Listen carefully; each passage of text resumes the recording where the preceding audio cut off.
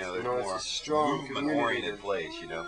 The community that put that on. People have more civil rights up here. Yeah, there's less organization, there's less rainbows, more, you know, what do you call them? Six-pack Joes with rifles in their riding around in pickup trucks. Is it not true that everywhere in that South? Pennsylvania has more NRA and that sort of pickup rider truck than anywhere else in the country outside of California.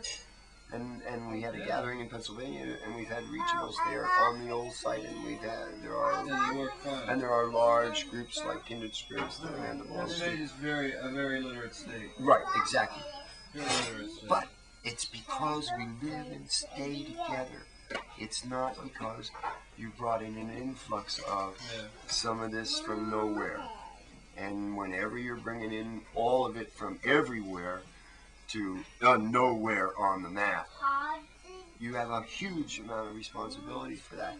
And White Owl and Frenchie tried 36, I don't know what, I gave up on it, walked away, forget it, at a gathering before to try to make people to take Texas, and they didn't, and they went wherever they went, and then Texas got it the next year anyway. It's almost through the same kind of Republican maneuvering is what I call it, which was personified since it got away in Texas, and we did nothing about it, right? We've got it now in North Dakota. We got it. Well, we got it now in South and North Dakota, whatever it is, with the rump thing that's trying to go on it in the Dakotas. You got it in spades. Well, and my feelings are that, you know, there's these parts of the world that really can use this. I mean, like in the Carolinas, those people, you know, the black people in there were supposed to be in a house after dark. You know, those black people weren't supposed to be walking around. You know, and they were surprised to see all us living in the woods. You know.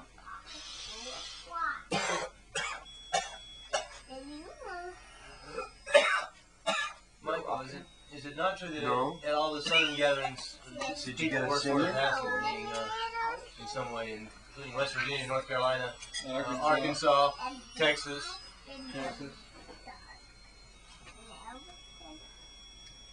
I'm chewing crummies, yeah.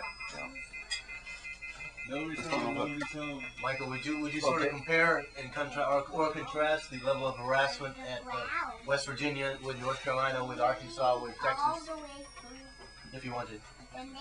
West Virginia didn't seem that bad to me. I don't know.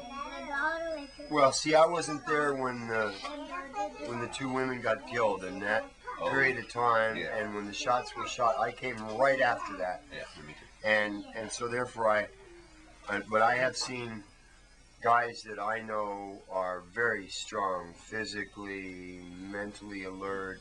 You know, what I would say if I've done 7 years locked up. They were tough guys. You know, we got a few tough guys in the family. And I seen them say that West Virginia was a life or death situation for several days. Well, yeah. Because the governor. You watch Deliverance, well, you know, and you start thinking about hitchhiking through West Virginia, you know. Or the Secretary of State. I don't want to be liable. You know what I'm saying in that sense, but somewhere you'll hear people that will say that was a very, very, very hairy time until they got the cops to basically protect us. I guess was the way it was, that they would just run the roadblock, or just be there at the corner and not do anything. So, but they still walked across our land, Forestry Service people. Maybe West Virginia's the first time I think I saw a gun on a Forestry Service guy. I think it was West Virginia. Were they on horses? Yeah, but that wasn't for your crowd. That was for the other crowd who had the guns. No, it was. It was the beginning of the build-up. It was the beginning of the build-up.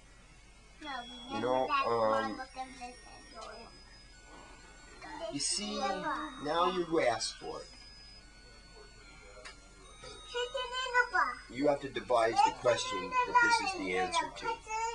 I've got the question. If love is the answer, what is the question? I've got the question. Wait a minute. Okay. Rainbow plays a very, very integral part, just as the national and annual smoke-ins, Day on the Grass, Harvest Festival, Hash Bash. These public demonstrations of people's rights to peacefully assemble and use these herbs, medicines, sacraments, and other substances in proper set and setting, with controlled agencies. And we became a pawn, and our right became a legitimate, in the legal process, a legitimate question of debate.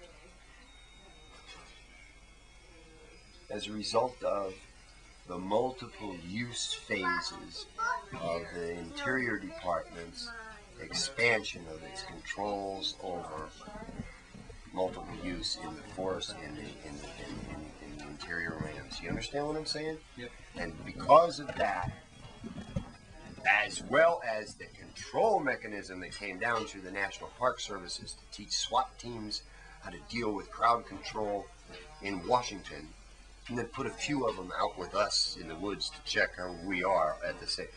Understand the intermix between the two kinds of surveillance mentality. That many of us who were on either side or the other were then marked as being on both sides, and therefore enemies of state in essence, because we would be arguing against the state's rights to be involved in this. And if they are states' rights, it's not federal government's rights, it's states' rights, and that gives us the right through public access in TV shows just like this to say what you want to say, to be able to permit the information to go out. That's right. That shows that what we're talking about has far more and deeper reaching stuff than the right to smoke a chillum in someone's house, or to carry herb from one place to another, or to smoke a joint in the park.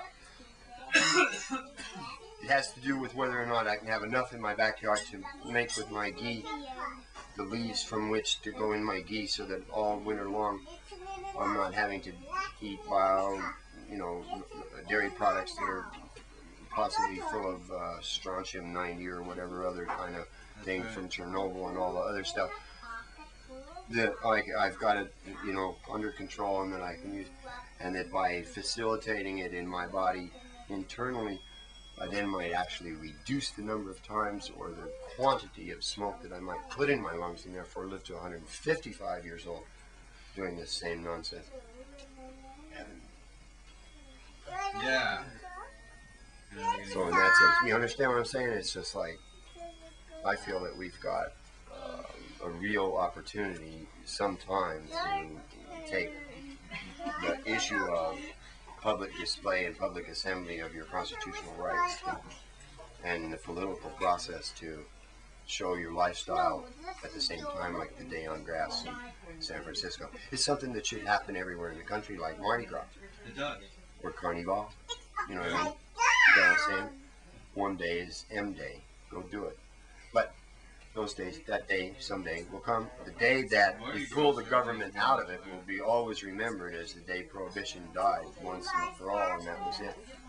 And that will be celebrated. And about 9 days after that, people used to ask me, how come you do it for nothing? And you could, if you're so smart at doing this, you could make money doing other things, and why don't you back a candidate, or you know what I mean? And I tell them, the thing that I've worked for all on this, the one thing, is one day I realized, meditating, what it would be like.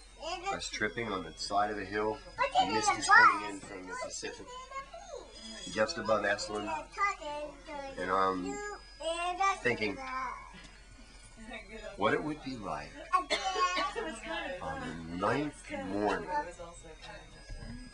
after the country realized that all cops had been notified to no longer seek, use as means for probable cause the aroma of, smell of marijuana, dictated in a policy statement for all the 60,000 federal cops, the 12,000, this cops, they got a memo down the line. It came down like computerized.